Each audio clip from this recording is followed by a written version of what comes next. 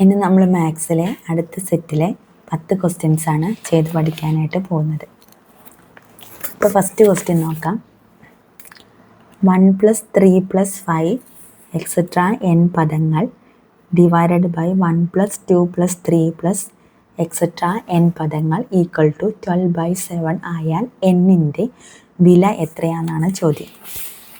അപ്പോൾ എന്താണ് 1 + 3 + 5 plus etc n divided by 1 + 2 + 3 plus etc plus n i n is equal to 12/7 എന്ന് തന്നിട്ടുണ്ട് അവർ. അങ്ങനെയാണെങ്കിൽ എന്നിൻ്റെ വില എത്രയാണെന്നാണ് നമ്മൾക്ക് കണ്ടുപിടിക്കേണ്ടത്. അപ്പോൾ 1 + 3 + 5 plus etc n എന്ന് പറയുന്നത് എന്താണ്? ഓഡ് നമ്പേഴ്സാണ്. അപ്പോൾ ഓഡ് നമ്പേഴ്സിൻ്റെ എണ്ണങ്ങളുടെ തുക എങ്ങനെയാണ് നമ്മൾ കണ്ടുപിടിക്കുക? n² ആണ്. അതേപോലെ ഇതെന്താണ്? n എണ്ണൽ സംഖ്യകളുടെ തുകയാണ്. ഇത് എണ്ണൽ സംഖ്യകളാണ്. എണ്ണൽ സംഖ്യകളുടെ തുക എങ്ങനെയാണ് കണ്ടുപിടിക്കുന്നത്? എണ്ണൽ സംഖ്യകളുടെ തുക കണ്ടുപിടിക്കാനുള്ള ഇക്വേഷൻ എന്താണ്? n × n + 1/2 n × n + 1/2 ആണ്. അപ്പം നമുക്ക് ഇതിനെ എങ്ങനെ മാറ്റി എഴുതാം?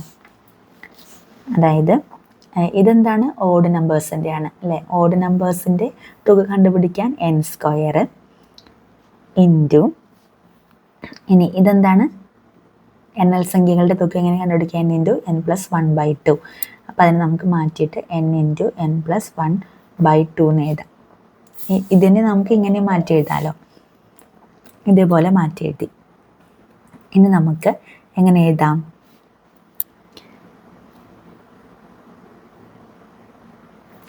ഇതിനെ മാറ്റി എഴുതുമ്പോൾ 2 ഡിവൈഡഡ് ബൈ n × n + 1 എന്ന് വേണം നമ്മൾ എഴുതാൻ.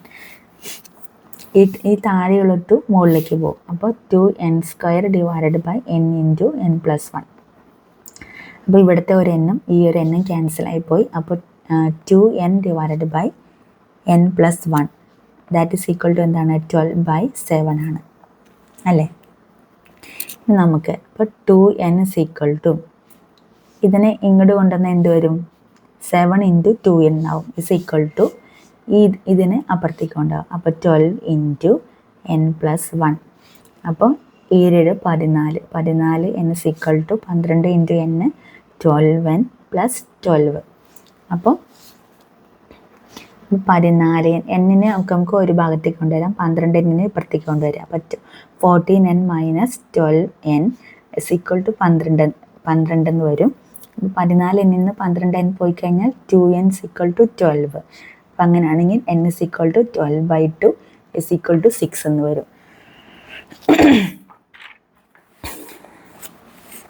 അപ്പോൾ മനസ്സിലായപ്പോൾ ഓഡ് സംഖ്യകളുടെ തുക എങ്ങനെയാണ് കണ്ടുപിടിക്കുന്നത്? n² എന്നുള്ള ഇക്വേഷനാണ്. n എണ്ണൽ സംഖ്യകളുടെ തുക കണ്ടുപിടിക്കാൻ വേണ്ടിയിട്ട് n × n + 1/2. അപ്പോൾ അതാണ് നമുക്ക് തന്നിരിക്കുന്നത്. അപ്പോൾ നമ്മൾ ഇതിനെ എങ്ങനെയായിട്ട് മാറ്റിയത്? n² divide by n × n + 1/2 എന്ന് എഴുതി. ഇതിന് നമ്മളൊന്ന് ക്രമീകരിച്ച് എഴുതി കഴിഞ്ഞാൽ എങ്ങനെ എഴുതാം? ഈ 2 അല്ലേ? ഇത് ശരിക്കും പറഞ്ഞാൽ എന്താ? n² × 2 divided by n × n + 1 എന്നാണ്. ഇതിനെ നമുക്ക് ഇങ്ങനെ എഴുതാനായിട്ട് പറ്റും. അപ്പോൾ 2n² divided by n × n + 1 ആവും. മുകളിലൊരു എന്നും താഴെയുള്ളൊരു എന്നും തമ്മിൽ ക്യാൻസലായിപ്പോയി. ബാക്കി എന്താ ഉള്ളത്? 2n divide by n + 1. അത് നമുക്ക് എത്രയാണ് തന്നിട്ടുണ്ട് ക്വസ്റ്റ്യനിൽ? എത്രയാണ്? 12/7 ആണ്. അത് നമ്മൾ എഴുതി. പിന്നീട് ക്രോസ് മൾട്ടിപ്ലൈ ചെയ്യാം. ക്രോസ് മൾട്ടിപ്ലൈ ചെയ്യുമ്പോൾ 7 ഇവിടേക്ക് വരും. അപ്പോൾ 7 × 2n is equal to ഈ 12ൻ്റെ അടുത്തേക്ക് n + 1 പോവും. 12 × n + 1. അപ്പോൾ 14n is equal to 12n + 12 എന്ന് വരും. ഇനി n ഉള്ള ടേംസിനെല്ലാം നമ്മൾ ഒരു ഭാഗത്തേക്ക് കൊണ്ടുവരും. അപ്പോൾ 14n - 12n is equal to 12. അപ്പോൾ 14n നിന്ന് 12n മൈനസ് ചെയ്താൽ എത്ര കിട്ടും? 2n. 2n is equal to 12. അപ്പോൾ അങ്ങനെയാണെങ്കിൽ n is equal to 12/2 equal to 6 എന്ന് വരും. ഇനി അടുത്ത ക്വസ്റ്റ്യൻ നോക്കാം. രണ്ടാമത്തെ ക്വസ്റ്റ്യൻ. ഒരാൾ ഒരു ഡസൻ ബാഗുകൾ 4,920 രൂപയ്ക്ക് വിറ്റപ്പോൾ 18% നഷ്ടമുണ്ടായി. 15% ലാഭം അയാൾക്ക് കിട്ടണമെങ്കിൽ ഓരോ ബാഗും എത്ര രൂപയ്ക്ക് വിൽക്കണം? എന്താണ്? ഒരാൾ ഒരു ഡസൻ ബാഗുകൾ 4920 രൂപയ്ക്ക് വിറ്റപ്പോൾ. ഒരു ഡസൻ ബാഗുകൾ എന്ന് പറയുമ്പോൾ അതിൽ 12 ബാഗുകൾ ഉണ്ടാവും. 12 ബാഗുകൾ അയാൾ 4920 രൂപയ്ക്ക് വിറ്റപ്പോൾ അയാൾക്ക് 18% നഷ്ടമുണ്ടായി. അപ്പോൾ 15% ലാഭം അയാൾക്ക് കിട്ടണമെങ്കിൽ ഓരോ ബാഗും എത്ര രൂപയ്ക്ക് വിൽക്കണം എന്നാണ് ചോദ്യം. അപ്പോൾ അങ്ങനെയാണെങ്കിൽ എങ്ങനെ ചെയ്യാം? ഒരു ഡസൻ എന്ന് പറഞ്ഞാൽ എന്താണ്? 12 ബാഗുകളാണ്. അപ്പോൾ 12 ബാഗുകളുടെ വില നമുക്ക് തന്നിട്ടുണ്ട്. 4920 12 ബാഗുകളുടെ വില എന്ന് പറയുന്നത്. അപ്പോൾ 4920 രൂപയ്ക്ക് ഇത് വിറ്റ് കഴിഞ്ഞപ്പോൾ എന്തുണ്ടായി? 18% ഇയാൾക്ക് എന്ത് സംഭവിച്ചു? നഷ്ടം സംഭവിച്ചു. അപ്പോൾ നഷ്ടം, അതായത് അയാൾ എത്ര രൂപയ്ക്കാണ് വിറ്റത്, വിറ്റതിൻ്റെ ശതമാനം എത്രയായിരിക്കും? വാങ്ങിയത് എപ്പോഴും നമ്മൾ 100% വിറ്റുക. അപ്പോൾ 18% അയാൾക്ക് നഷ്ടം ഉണ്ടായെങ്കിൽ 82% അയാൾ എന്ത് ചെയ്തിട്ടുണ്ടാവുക? വിറ്റിട്ടുണ്ടായിരിക്കാം. അപ്പോൾ 82% എന്ന് പറയുന്നതാണ് ഈ 4920 എന്നുള്ളത്. പക്ഷേ ഈ 4920 എന്നുള്ളത് എന്താണ്? 12 എണ്ണത്തിൻ്റെയാണ്, ഒരു ഡസൻ്റെയാണ്. അപ്പോൾ നമ്മൾ ഒരെണ്ണത്തിൻ്റെ കണ്ടുപിടിക്കണം. അപ്പോൾ 4920 / 12 ചെയ്യാം. അപ്പോൾ 12 ചെയ്യുമ്പോൾ നമുക്ക് 410 കിട്ടും. അപ്പോൾ ഒരെണ്ണത്തിൻ്റെ കിട്ടി. അപ്പോൾ ഈ 410 എന്ന് പറയുന്നതാണ് എന്ത്? 82%. അങ്ങനെയാണെങ്കിൽ നമുക്കതിൻ്റെ യഥാർത്ഥ വില കണ്ടുപിടിക്കാം. ഇവിടെ യഥാർത്ഥ വില കണ്ടുപിടിക്കാൻ വേണ്ടിയിട്ട് ഇവിടെ ഇങ്ങനെ 100% ആയിരിക്കും. ഇത് 82%, 18% നഷ്ടത്തിൽ വിറ്റപ്പോൾ, അതായത് 82%-നാണ് അയാൾ വിറ്റത് 410 എന്നുള്ളത്. അപ്പോൾ 100% എന്നുള്ളതാണ് യഥാർത്ഥ വില. അതെങ്ങനെ കണ്ടുപിടിക്കാം? ഇതിങ്ങനെ ഇവിടെ എഴുതുക, എന്നിട്ട് ക്രോസ് മൾട്ടിപ്ലൈ ചെയ്യുക. അതായത് 100 × 410 / 82. അപ്പം നമ്മളിതിനെ വെട്ടിച്ചെറുതാക്കുമ്പോൾ നമുക്ക് എത്രയെന്ന് കിട്ടും? 500 കിട്ടും. അപ്പോൾ അതായത് ഒരെണ്ണത്തിൻ്റെ ശരിക്കുള്ള വില എന്ന് പറയുന്നത് എത്രയാണ്? 500. അതായത് 100% എന്ന് പറയുന്നത് എത്രയാണ്? 500. അപ്പോൾ ക്വസ്റ്റ്യനിൽ പിന്നെ എന്താണ് പറഞ്ഞിരിക്കുന്നത്? 15% ലാഭം അയാൾക്ക് കിട്ടണമെങ്കിൽ 15% ലാഭം കിട്ടണമെങ്കിൽ ഓരോ ബാഗും എത്ര രൂപയ്ക്ക് വിൽക്കണം? 15% ലാഭം എന്ന് പറയുന്നത് എത്രയാണ്? 115%. അപ്പം നമ്മൾ ഇപ്പോൾ എന്താ കണ്ടുപിടിച്ചത്? 100% എത്രയാണെന്ന് കണ്ടുപിടിച്ചു. 100% എത്രയാണ്? 500 അല്ലേ? അപ്പോൾ 115% കാണാൻ വേണ്ടിയിട്ട് എന്ത് ചെയ്താൽ മതി? ക്രോസ് മൾട്ടിപ്ലൈ ചെയ്താൽ മതി. അപ്പോൾ എന്ത് ചെയ്യണം? 115 × ഇങ്ങനെ ചെയ്യാം. ഇതിനെ നമുക്ക് എക്സ് ആയിട്ട് എടുക്കാം. അപ്പോൾ 115 × 500 / 100. അപ്പോൾ എന്ത് വരും? 115 × 5, 5 25, 5 ഇഷ്ടം 2, ഓറഞ്ച് 5, 5 2 7, ഓറഞ്ച് 5, 575 എന്ന് വരും. 575 രൂപ. അപ്പോൾ ഓരോ ബാഗും അയാൾ എത്ര രൂപയ്ക്ക് വിൽക്കണം? 575 രൂപയ്ക്ക് വിൽക്കണം. അടുത്ത ക്വസ്റ്റ്യൻ, 10⁻x × 4 / 5⁻x = 2⁸ ആയാൽ എക്സിൻ്റെ വില എത്രയാണെന്നാണ് ക്വസ്റ്റ്യൻ. എന്താണ്? 10⁻x × 4 / 5⁻x = 2⁸ ആയാൽ എക്സിൻ്റെ വില എത്രയാണെന്ന് കണ്ടുപിടിക്കണം. ഇതിന് നമുക്ക് എങ്ങനെ ചെയ്യാം? നമുക്ക് 10-നെയും 4-നെയൊക്കെ നമുക്ക് 2ൻ്റെ ടേംസിലേക്ക് എഴുതാൻ പറ്റും അല്ലേ? അപ്പോൾ 10 നമുക്ക് എങ്ങനെ എഴുതാം? 2 × 5 all⁻x × 4-നെ നമുക്ക് എങ്ങനെ എഴുതാം? 2² എന്ന് എഴുതാം / 5⁻x = 2⁸ ആണ്. അപ്പോൾ ഇതിനെ നമ്മൾ സ്പ്ലിറ്റ് ചെയ്ത് എഴുതുമ്പോൾ എങ്ങനെ എഴുതാം? 2⁻x × 5⁻x × 2² / 5x = 2⁸. അപ്പോൾ ഇവിടുത്തെ 5x-ഉം ഇവിടുത്തെ 5x-ഉം തമ്മിൽ ക്യാൻസലായിപ്പോയി. അപ്പോൾ ബാക്കി എന്താണുള്ളത്? 2⁻x ഉണ്ട്, 2⁻2 ഉണ്ട്. അപ്പോൾ നമ്മളൊരു ഇക്വേഷൻ പഠിച്ചിട്ടുണ്ട്. a⁻m × a⁻n =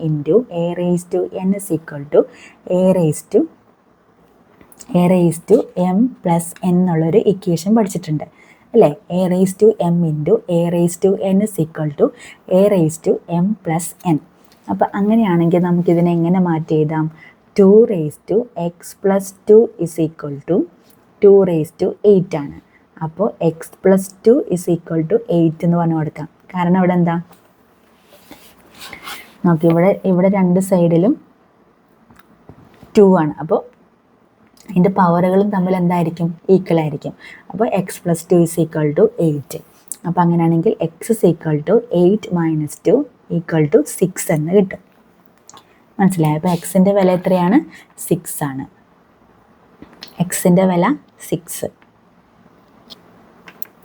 അപ്പോൾ നമ്മൾ ആദ്യം 10നെ നമ്മൾ എന്താക്കിയിട്ട് എഴുതി, നമ്മൾ 2 × 5 എന്ന് പറഞ്ഞ് എഴുതി, 4നെ 2² ആക്കിയിട്ട് എഴുതി. എന്നിട്ട് ഈ എക്സിനെ ഉള്ളിലേക്ക് എടുത്തിട്ട് എഴുതി നമ്മൾ 2⁻x × 5⁻x ആക്കിയിട്ട് എഴുതി. അപ്പോൾ ഈ ഇക്വേഷനാണ് ഇതിൽ മെയിനായിട്ട് പഠിക്കേണ്ടത്. a⁻m × a⁻n = a⁻m+n എന്നുള്ള ഇക്വേഷൻ പഠിക്കണം. ഇനി അടുത്ത ക്വസ്റ്റ്യൻ, 4ാമത്തെ ക്വസ്റ്റ്യൻ.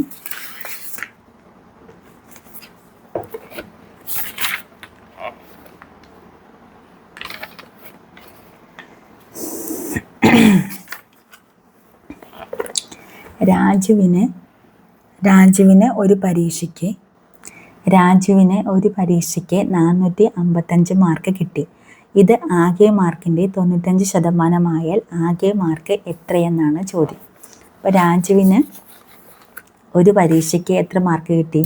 രാജുവിന് പരീക്ഷയ്ക്ക് എത്ര മാർക്ക് കിട്ടി? 455 മാർക്ക് കിട്ടി. ഇത് ആകെ മാർക്കിൻ്റെ എത്രയാണ്? ടോട്ടൽ മാർക്കിൻ്റെ 91% എന്തെന്ന് പറയുന്നത് ഈ 455 എന്ന് പറയുന്നത് അല്ലേ? അതായത് 91% 455 എന്ന് പറയുന്നത്. അപ്പോൾ അങ്ങനെയാണെങ്കിൽ ടോട്ടൽ മാർക്ക് നമുക്ക് എത്രയാണെന്ന് കണ്ടുപിടിക്കാമല്ലോ. എത്രയായിരിക്കും? 100% എത്രയാണെന്ന് കണ്ടുപിടിക്കാം. അപ്പോൾ ഇതെങ്ങനെ ചെയ്ത്, നമ്മൾ നേരത്തെ ചെയ്ത പോലെ ക്രോസ് മൾട്ടിപ്ലൈ ചെയ്യുക. 91 × ഇത് നമ്മൾ x ആക്കിയിട്ട് എഴുതുക. x = 100 × 455. അപ്പോൾ x = 100 × 455 / 91. അപ്പോൾ ഇനി ഇതിനെ വെട്ടിച്ചെറുതാക്കാൻ ചെറിയ ഫാക്ടേഴ്സ് ഒന്നുമില്ല.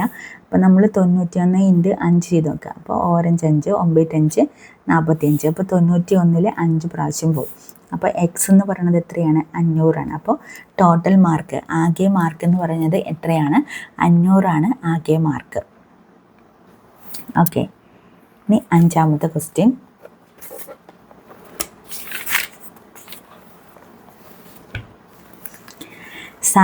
സാമാന്തരികം ABCDയിൽ AB AD എന്നീ വശങ്ങളിലേക്കുള്ള ലംബങ്ങൾ യഥാക്രമം 5 സെൻറ്റിമീറ്റർ 20 സെൻറ്റിമീറ്ററുമാണ്. സാമാന്തരികത്തിൻ്റെ വിസ്തീർണം 160 സെൻറ്റിമീറ്റർ² ആയാൽ അതിൻ്റെ ചുറ്റളവ് എത്ര? എന്നാണ് ക്വസ്റ്റ്യൻ. അപ്പോൾ ഒരു സാമാന്തരികം തന്നിട്ടുണ്ട്. സാമാന്തരികത്തിൻ്റെ പ്രത്യേകത എന്താണ്? 2 വശങ്ങൾ തുല്യമായിരിക്കും. ഇപ്പോൾ ഒരു സാമാന്തരികം നമുക്കിങ്ങനെ തന്നിട്ടുണ്ട്. ABCD എന്ന് പറഞ്ഞ സാമാന്തരികം തന്നിട്ടുണ്ട്. അപ്പോൾ സാമാന്തരികം ABCDയിൽ AB AD എന്നീ വശങ്ങളിലേക്കുള്ള ലംബങ്ങൾ, ABയിലേക്കുള്ള ലംബം എങ്ങനെയാണ്? ഇങ്ങനെ ABയിലേക്കുള്ള ലംബമാണ് ഇത്. അതേപോലെ AB അതേപോലെ AD എന്ന വശങ്ങളിലേക്ക്, ഇത് ABയിലേക്കുള്ള ലംബമാണ് ഇത്. ഇനി ADയിലേക്കുള്ള ലംബം എങ്ങനെ വരയ്ക്കും? ഇവിടെ നിന്ന് ഇങ്ങനെ എന്നീ വശങ്ങൾ. അപ്പോൾ ഇത് 5 സെൻറ്റിമീറ്ററും ഇത് 20 സെൻറ്റിമീറ്ററും ആണെന്ന് തന്നിട്ടുണ്ട്. സാമാന്തരികത്തിൻ്റെ വിസ്തീർണം തന്നിട്ടുണ്ട്. എത്രയാണ്? 160 സെൻറ്റിമീറ്റർ² ആണ്. അതിൻ്റെ ചുറ്റളവാണ് നമുക്ക് കണ്ടുപിടിക്കേണ്ടത്. അപ്പോൾ സാമാന്തരികത്തിൻ്റെ വിസ്തീർണം എന്ന് പറയുന്നത് ഏതെങ്കിലും ഒരു വശം ഇൻറ്റു ആ വശത്തിലേക്കുള്ള ഉന്നതിയാണ്. അപ്പോൾ സാമാന്തരികത്തിൻ്റെ വിസ്തീർണം എന്ന് പറയുന്നത് ഏതെങ്കിലും ഒരു വശം, അതായത് ഒരു വശം ഇൻറ്റു ആ വശത്തിലേക്കുള്ള ഉന്നതിയാണ് സാമാന്തരികത്തിൻ്റെ വിസ്തീർണം എന്ന് പറയുന്നത്. അപ്പോൾ ഏതെങ്കിലും ഒരു വശം എടുക്കുകയാണെങ്കിൽ, ഇപ്പോൾ നമ്മൾ AD എന്നുള്ളൊരു വശം എടുക്കുകയാണെങ്കിൽ AD ഇൻറ്റു ആ വശത്തിലേക്കുള്ള ഉന്നതി എന്ന് പറയുന്നത് എത്രയാണ്? ഏതെങ്കിലും ഒരു വശം ഇൻറ്റു ആ വശത്ത് ഏതെങ്കിലും ഒരു വശം എടുക്കുക, പിന്നെ ഉന്നതിയും എടുക്കുക. അപ്പോൾ നമ്മൾ ഏതെടുത്തു? AD ഇൻറ്റു നമുക്ക് 20 എടുക്കാം. അപ്പോൾ എത്ര വരും? അത് അപ്പോൾ AD ഇൻറ്റു അപ്പോൾ നമുക്ക് ഇതാണ് നമുക്ക് വിസ്തീർണം. അപ്പോൾ ഒരു വശം ഇൻറ്റു അതിലേക്കുള്ള ഉന്നതി. അപ്പോൾ വിസ്തീർണം നമുക്ക് തന്നിട്ടുണ്ട്. അതായത് AD ഇൻറ്റു 20 = വിസ്തീർണം എത്രയാണ്? 160 തന്നിട്ടുണ്ട്. അപ്പോൾ അങ്ങനെയാണെങ്കിൽ നമ്മൾ വശം കണ്ടുപിടിക്കാം. AD = എന്താണ്?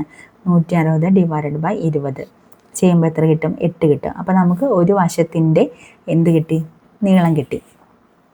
ഒരു വശത്തിൻ്റെ നീളം കിട്ടി. അപ്പോൾ അങ്ങനെയാണെങ്കിൽ നമുക്ക് എന്ത് ചെയ്യാൻ പറ്റും? ഒരു വശത്തിൻ്റെ നീളം കിട്ടി. ഇനി വേറൊരു ഉന്നതിയും കൂടി നമുക്ക് തന്നിട്ടുണ്ട് അല്ലേ? അപ്പോൾ നമുക്ക് മറ്റേ വശം കൂടിയും കണ്ടുപിടിക്കാൻ പറ്റും.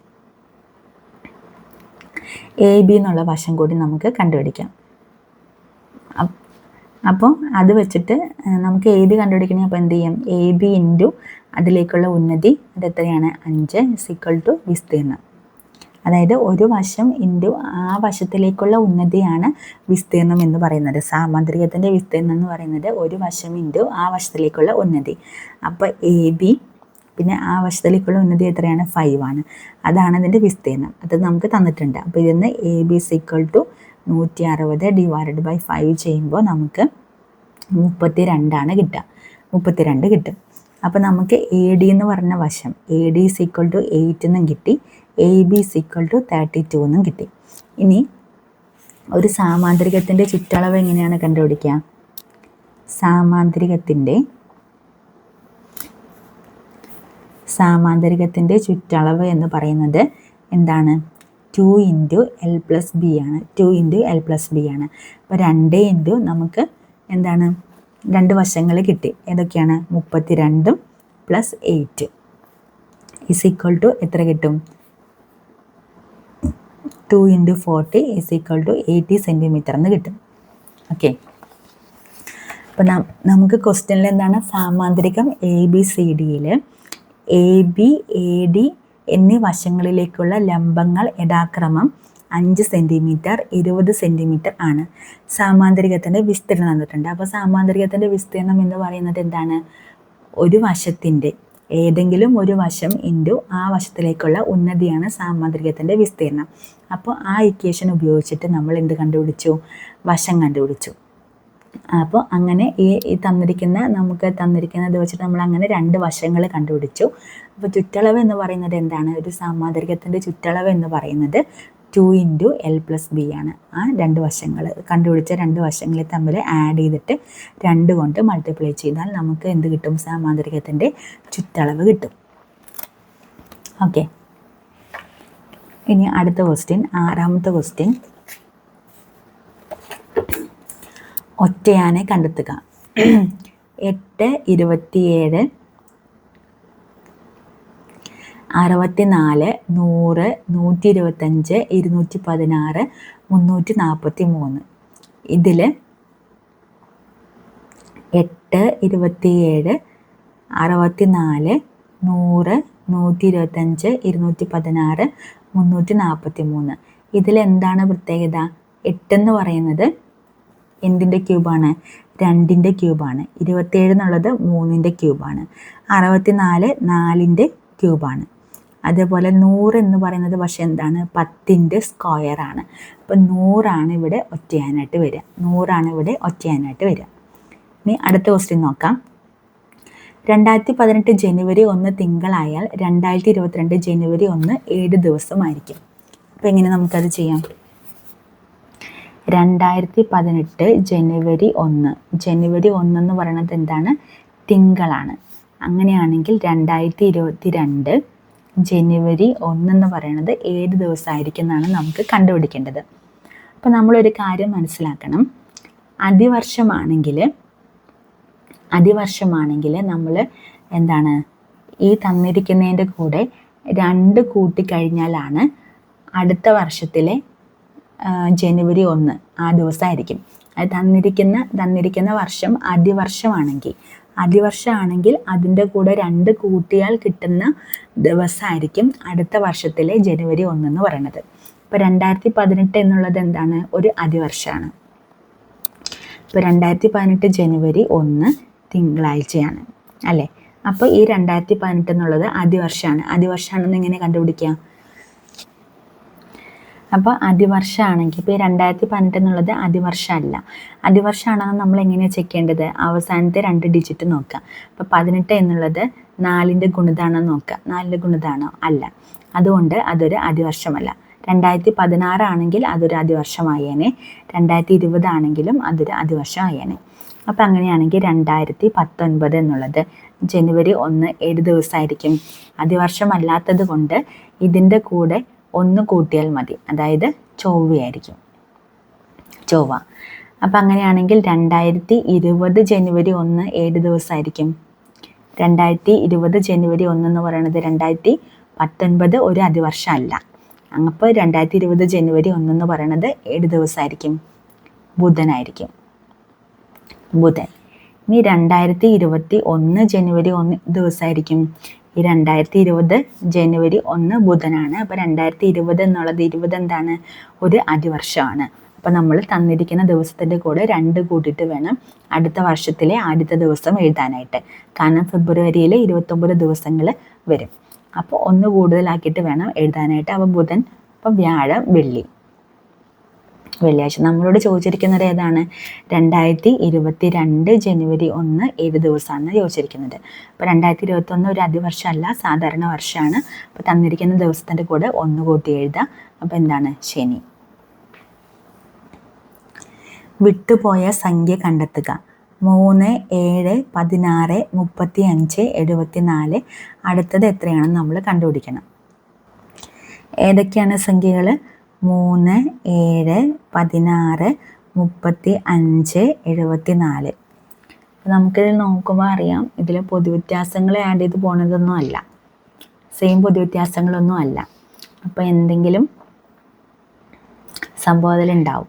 അപ്പോൾ നമ്മൾ ഇതിലെന്താണെന്ന് വെച്ച് കഴിഞ്ഞാൽ, ഇതിൽ 7 എങ്ങനെയായിരിക്കും കിട്ടിയിട്ടുണ്ടാവുക?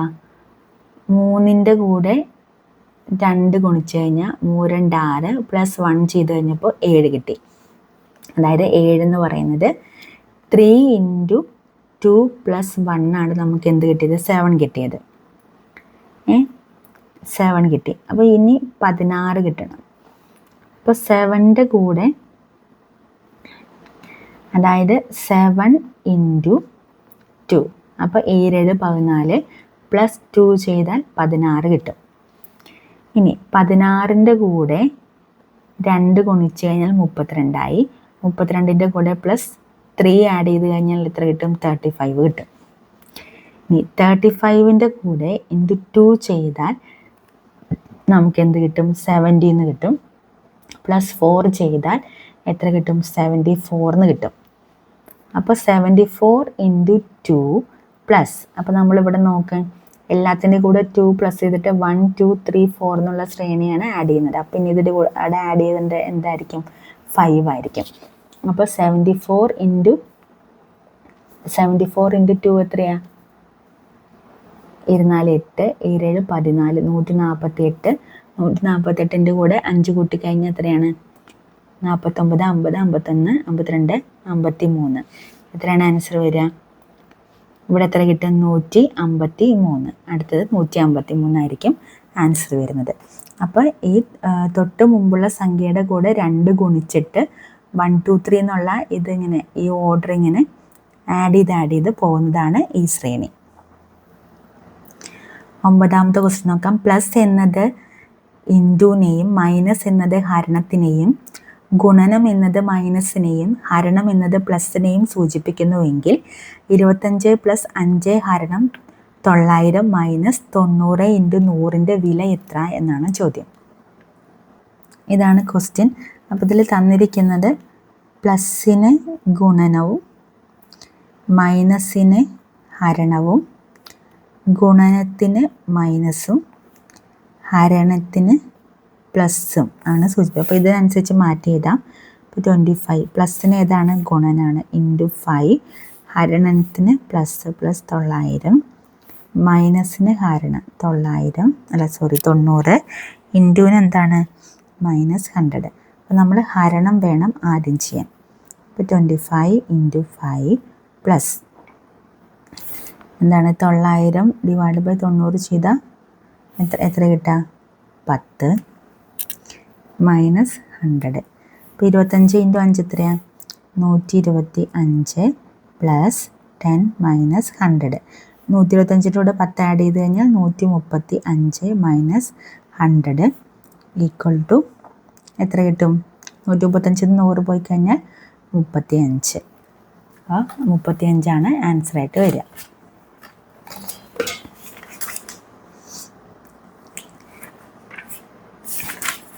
ഇനി അടുത്ത ക്വസ്റ്റ്യൻ ക്യാൻസൽ ചെയ്തൊക്കെയാണ്. അപ്പോൾ ഈ ക്വസ്റ്റ്യൻ പേപ്പറിൽ 9 ക്വസ്റ്റ്യൻസാണ് നമുക്ക് പഠിക്കാനായിട്ട് ഉണ്ടായിരുന്നത്.